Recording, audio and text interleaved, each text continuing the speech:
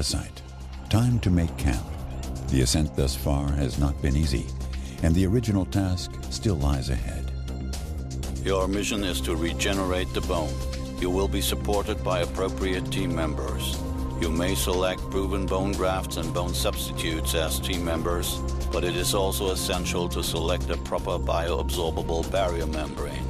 Please recruit your members and meet me when the mission is accomplished.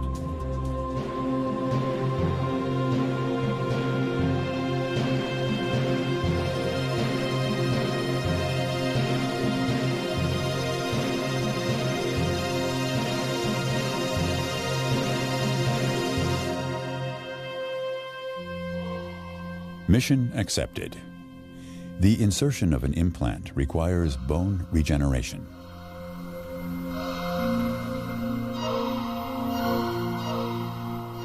The implant bed preparation provides space for the implant and creates a controlled stimulatory trauma in the cortical and cancellous bone.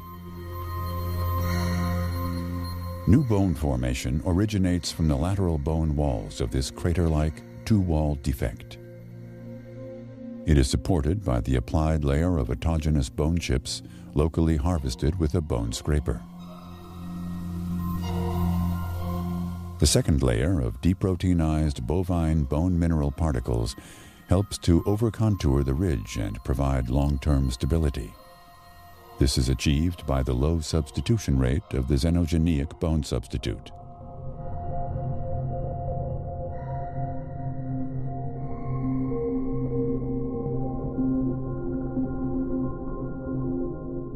An applied collagen membrane serves both mechanical and biological purposes.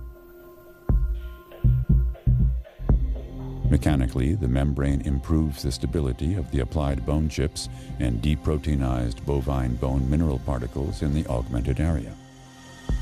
Biologically, the membrane provides a secluded space and prevents the ingrowth of soft tissue from the overlying mucosa. Biofunctional collagen membranes are a key element for guided bone regeneration and ensure uneventful wound healing. The membrane-protected space is filled with blood released from the ruptured vasculature spanning the bone and marrow cavities. Bleeding ends, and hemostasis is initiated. Hemostasis involves platelet activation and plug-forming aggregation. Platelets support vasoconstriction by the release of thromboxane. Platelets also liberate growth factors, such as PDGFs and TGF-beta-1, targeting fibroblasts and molecules attracting inflammatory cells.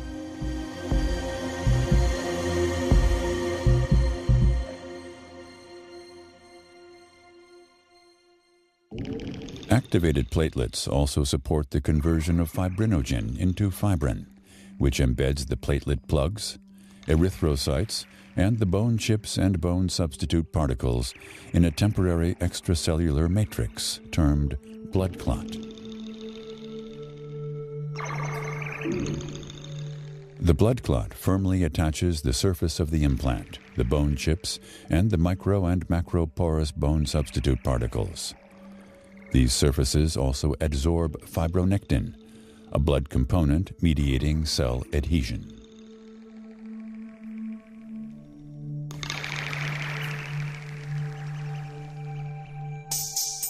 Initially, an anaerobic environment prevails within the grafted site. Blood vessels sense the changing microenvironment of the defect site. Granular leukocytes leave the activated blood vessels by diapedesis and travel within the fibrin matrix with crawling amoeboid movements. They phagocytize bacteria and release the content of their granules, including defensins, which perforate bacterial walls.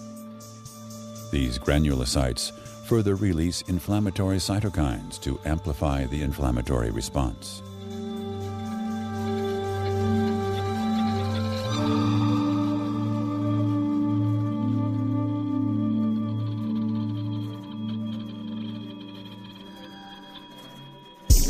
Macrophages appear at the defect site and clean the wound of bacteria, necrotic neutrophils, and small debris.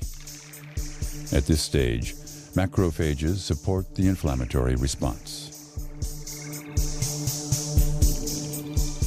When the bacterial load decreases, macrophages contribute to wound healing by promoting angiogenesis, tissue regeneration, and resolution of inflammation. Under these hypoxic conditions, macrophages produce hypoxia-induced factor HIF, and in turn release angiogenic and fibroblastic growth factors. The wound healing process switches to the proliferative phase.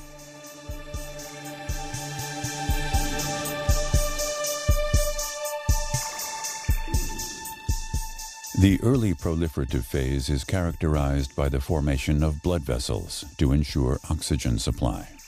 Bone formation occurs within a close distance from the vessels. At this stage, parasites and endothelial cells have a key function. Parasites detach from the surface of existing vessels, which are located in close proximity to the bone surface and bone marrow cavities. Endothelial cells start to proliferate. The vessels are sprouting towards the hypoxic environment, where they form capillaries that are stabilized by parasites. In this way, new vessels slowly invade the secluded space underneath the membrane until they reach the outmost parts. This process is termed angiogenesis, which is closely related to bone formation. Fibroblasts follow and deposit a collagen-rich matrix around the newly formed blood vessels. This process is supported by growth factors including PDGF and basic FGF, released from macrophages. Granulation tissue is built.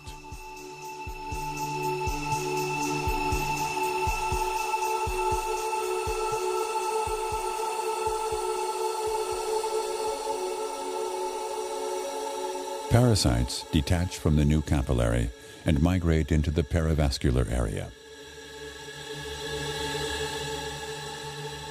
Under the influence of growth factors, parasites contribute to the pool of osteoblast progenitor cells, divide, and form cellular aggregates.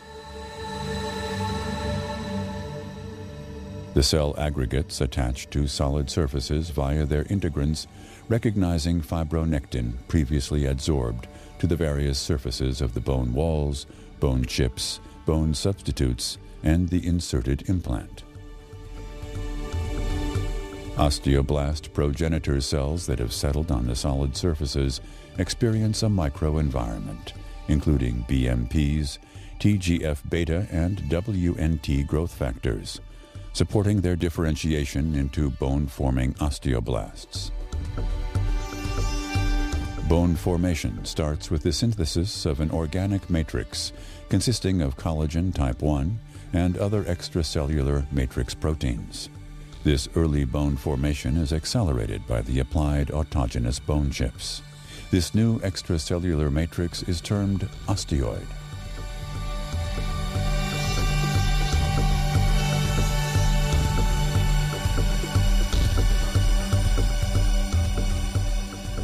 The osteoid mineralizes by the incorporation of calcium and phosphate. Part of the osteoblasts become embedded in the newly formed bone and become osteocytes. Osteocytes form an interconnected network that later controls bone remodeling. Woven bone forms and connects the available surfaces by bone trabeculae.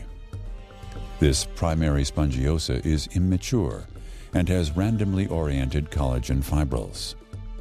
At this phase, the collagen membrane is still present and delineates the buccal aspect of the defect.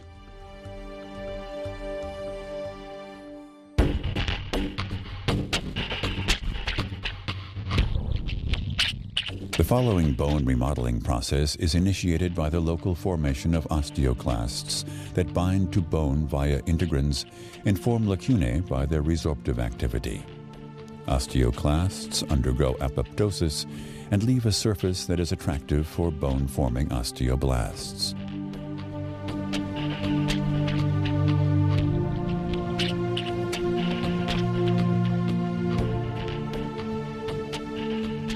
Osteoblasts replace the resorbed woven bone with mature lamellar bone. The collagen fibers change from random to parallel orientation. After having fulfilled its role as a barrier, the collagen membrane allows vascularization of the grafted site from the periosteum. The newly formed lamellar bone now undergoes remodeling. Cortical bone remodeling is an ongoing process that occurs through the action of so-called cutting cones. A cutting cone, also known as bone multicellular unit, consists of osteoclasts, osteoblasts, and a central blood vessel. At the tip of the cone, monocytes leave the vessel lumen by diapedesis and attach to the bone. They mature into osteoclasts and resorb the bone in the direction of growth. The vascular loop grows into the resulting tunnel. Meanwhile, parasites detach from the vessel's surface and migrate to the lateral walls of the cavity. Here they differentiate into osteoblasts and reinforce the walls with concentric layers of new lamellar bone. The characteristic lamellar structure is caused by the alternating direction changes of the collagen fibers. Osteoclasts degrade bone by release of acids and proteases. By this mechanism, cutting cones resorb and thus replace existing bone and bone chips. In the remodeling phase, deproteinized bovine bone mineral particles resist the resorption activity of the cutting cone. Thereby, the slow resorbable bovine bone mineral particles offer the clinical advantage of long-term stability of the newly augmented bone volume.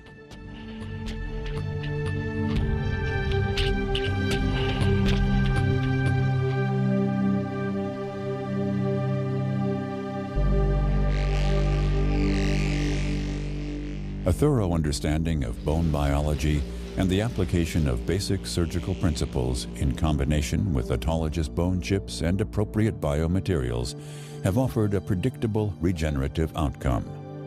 The parasite and its team have fulfilled their task.